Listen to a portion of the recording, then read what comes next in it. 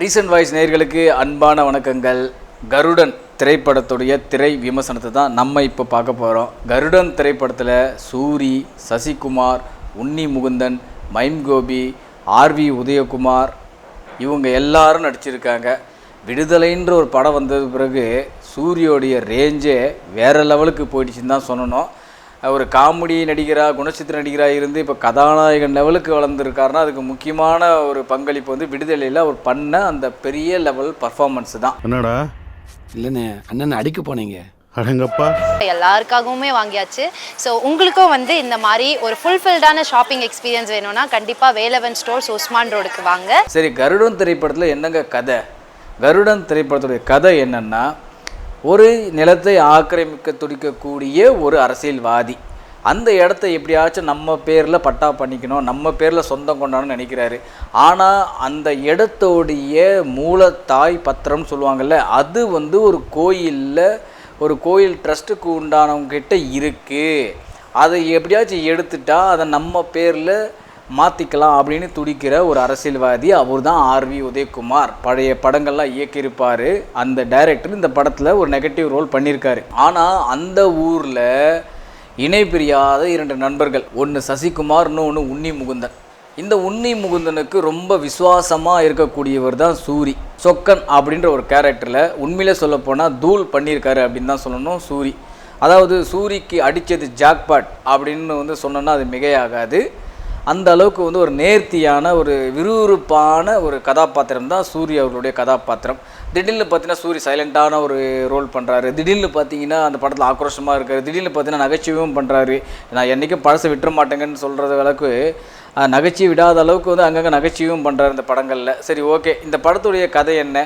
அந்த வில்லன் அதாவது ஆர்வி உதயகுமார் அவர்கள் அவர் நினச்ச காரியத்தை முடிச்சிட்டாரா, அதுக்கு என்னென்ன வேலைகள் பார்க்குறாரு சொல்கிறது தான் இந்த படத்துடைய சுருக்கமான கதை. ஓகேங்க, இதெல்லாம் என்னங்க, இதெல்லாம் வந்து வழக்கமாக நம்ம பார்த்த கதைகள் தானுங்க, இதெல்லாம் ஒன்றும் பெரிய இதுவா அப்படின்லாம் நீங்கள் கேட்கறதுக்கு புரியுதுங்க. என்னென்னா, வழக்கமான ஒரு சின்ன ஒரு கான்செப்டாக இருந்தால் கூட அதில் திரைக்கதையில் நம்ம கவனம் செலுத்திட்டுன்னு வச்சுங்க, உண்மையிலே சொல்லலாம் அந்த படத்தை வெற்றியடை வைக்கிறதுக்கு மெயினான காரணம் என்னென்னா திரைக்கதையும் வில்லனுடைய போர்ஷனும் ஸ்ட்ராங்காக இருந்ததுன்னா ஒரு திரைப்படம் அழகாக வெற்றி பெறும். அந்த விதத்தில் இந்த படத்துடைய இயக்குனர் துரை செந்தில்குமார் அவர்கள் உண்மையிலேயே வெற்றி பெற்றிருக்கார் அப்படின்றத நம்ம ஆணித்தனமாக அழுத்தி கூட சொல்லலாம். அந்த அளவுக்கு சூப்பராக ஒரு ஸ்க்ரீன் பிளேவை கொடுத்துருக்கார். முதல் பாதி கலகல குழு சூப்பரான திரைக்கதையோட ஜாலியாக நகருதுங்க. இன்ட்ரோவில் அப்போ தான் உங்களுக்கு கதை வந்து சூடு பிடிக்க ஆரம்பிக்குது. ஓகே, 2ஆம் பாதியில் வந்து வேறு லெவலில் கொண்டு போயிடுவார் இயக்குனர் கண்டிப்பாக அப்படின்னு நம்ம எதிர்பார்த்துட்டோம்னா அந்த எதிர்பார்த்ததை நிச்சயமாக இயக்குனர் ஏமாற்றவே இல்லைங்க. 2ஆம் பாதியும் இன்னும் விறுவிறுப்பாகவும் கொடுத்துருக்காரு. அதுவும் குறிப்பாக கடைசி ஒரு 30 நிமிட காட்சிகள் வந்து யாரடா இது பண்ணுவாங்க, யாரடா ஏமாற்றுவாங்க, கடைசியில் யாரா இது இருக்கும், இது எப்படா முடியும் அப்படின்ற மாதிரி ஆடியன்ஸையே வந்து ரசிக்க வச்சுருக்காருன்னா உண்மையிலே சொல்லப்போனால் அது உண்மையிலே பெரிய விஷயந்தாங்க. அது அந்த அளவுக்கு வந்து இது ஒரு சாதாரண ஒரு ரூரல் ட்ராமா. இந்த ட்ராமா எப்படி இன்றைக்கி மக்கள் ஏற்றுப்பாங்க, எப்படி இதை வந்து அக்செப்ட் பண்ணிப்பாங்க? இப்போலாம் வந்து இந்த மாதிரி ரூரல் ட்ராமாலாம் எடுத்தாலே இப்போ ரசிகர்கள்லாம் பெருசாக ஏற்றுக்கிறது இல்லை. அவங்களுக்கு தேவை இன்றைக்கி அடித்தடி வெட்டு குத்து கேங்ஸ்டர் ஃபிக் இந்த மாதிரி பார்த்துட்டு போகிற இந்த ஆடியன்ஸ் இருக்கிற மத்தியில் எப்படி இந்த படத்தை ரசிகர்கள் வந்து ஏற்றுப்பாங்க, மக்கள் எப்படி இதை பார்க்க வருவாங்க அப்படின்ற மாதிரி இயக்குனர் வந்து கண்டிப்பாக சூப்பராக யோசிச்சிருக்காருன்னு நினைக்கிறேன். என்கிட்ட இந்த மாதிரி ஒரு ஸ்டோரியும் இருக்குது, இப்படி கூட இன்றைக்கி இந்த காலகட்டத்துக்கு ஏற்ற மாதிரி இந்த கதையை என்னால் கொடுக்க முடியுன்றதில் ரொம்ப உறுதியாக இருந்திருக்காரு. அதனால தான் இந்த மாதிரி ஒரு ஸ்க்ரீன் பிளேவை பக்காவாக கொடுத்துருக்காரு. சசிகுமார் அவருடைய நடிப்பு உங்களுக்கு சொல்லவே தேவை, இயல்பான யதார்த்தமான நடிப்பு. நம்ம வழக்கமாக சுந்தரபாண்டியிலேருந்து சுப்பிரமணியபுரம் அந்த படங்களை பார்த்தா அதே யதார்த்தமான நடிப்பை அவர் கரெக்டாக பர்ஃபெக்டாக பண்ணிக்கிறாரு. அவருடைய நண்பனாக வர உன்னி முகுந்தனும் அவருடைய நடிப்பு திறமையை சூப்பராக வெளிப்படுத்தியிருக்காரு. இந்த என்னடா இது எதுவும் குறை சொல்ல முடியாதா, இந்த படத்தில் நான் குறை சொல்ல முடியாது, நாங்கள் அவ்வளோ பாசிட்டிவாக சொல்கிறீங்களே, படத்தில் குறை சொல்ல முடியாத அளவுக்கு விஷயங்கள் இருக்கா அப்படின்னு கேட்குறேன். நிச்சயமாக சொல்ல போனால் படத்தில் நீங்கள் போயிட்டு உட்காந்து ஒரு 2 மணி நேரம், அதாவது 2.25 மணி நேரம் தான் படம். 2.25 மணி நேரத்தில் வந்து உங்களுக்கு குறையே சொல்ல முடியாதாங்கன்னு கேட்டேன். நிச்சயமாக சொல்கிறேன், இந்த படத்தில் நீங்கள் பெருசாக நீங்கள் குறைய கண்டுபிடிக்க முடியாது. அந்த அளவுக்கு வந்து நேர்த்தியான திரைக்கதையை கொடுத்துருக்காரு.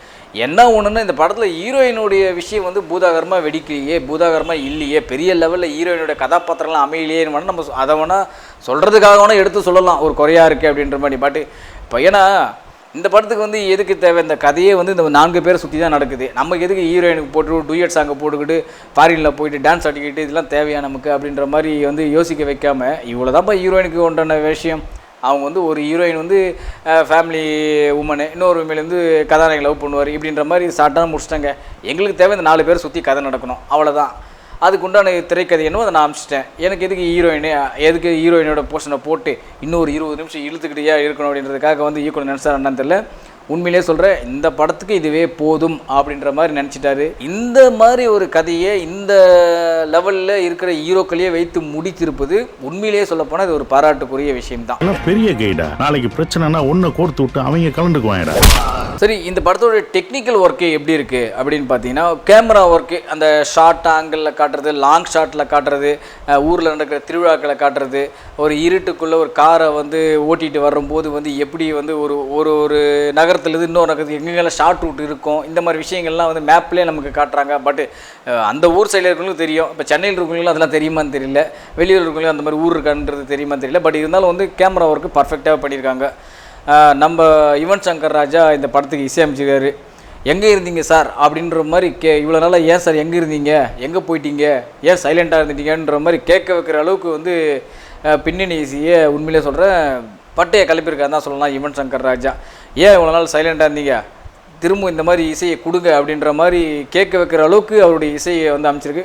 பாடல்கள் வந்து ஒரு மாண்டேஜாக ஒரு சாங் போயிடுது. பட் அதை அதை பெருசாக நம்ம எடுத்துக்க முடியாது. ஆனால் படத்தோட பின்னணி இசையை வந்து பட்டையை கிளப்பிக்க யுவன் சங்கர் ராஜா தாராளமாக இந்த படத்தை ஒரு 2.25 மணி நேரம் கட்டன்னு ஓடிக்கிட்டே இருக்கும். ஃபஸ்ட் ஹாஃப் ஜாலியாக ஓடும், செகண்ட் ஹாஃப் சீரியஸாக ஓடும். நீங்கள் குறை சொல்கிற அளவுக்கு பெரிதளவில் இந்த படம் இருக்காது அப்படின்றது தான் என்னுடைய தனிப்பட்ட கருத்து. மொத்தத்தில் கருடன் பார்வை நேர்மையான பார்வை. கண்டிப்பாக தேட்டரில் போயிட்டு விசிட் பண்ணுங்கள். இந்த மாதிரி ஒரு படங்கள், இந்த மாதிரி ஒரு ரூரல் ட்ராமா படங்கள் வந்து எப்போயோ ஒரு வாட்டி தான் வரும். அந்த ஒரு வாட்டி தான் இப்போ வந்திருக்கு. மிஸ் பண்ணாமல் தாராளமாக போயிட்டு இந்த திரைப்படத்தை திரையரங்கில் கண்டு மகிழுங்க. மீண்டும் சந்திப்போம். நன்றி, வணக்கம். நம்ம வேலவன் ஸ்டோர்ஸில் என்னோட ஷாப்பிங்கை நான் கம்ப்ளீட் பண்ணிட்டேன். ஆஃபர்ஸும் எக்கச்சக்கமாக இருக்கு. ஸோ சீக்கிரமே வந்து உங்களோட ஷாப்பிங்கை கம்ப்ளீட் பண்ணுங்க. வேலவன் ஸ்டோர்ஸ், உஸ்மான் ரோட், டி நகர், சென்னை மற்றும் தூத்துக்குடி. இது போல பல வீடியோக்களை கண்டு மகிழ எங்களது ரீசன்ட் வாய்ஸ் சேனலை மறக்காம சப்ஸ்கிரைப் பண்ணுங்க.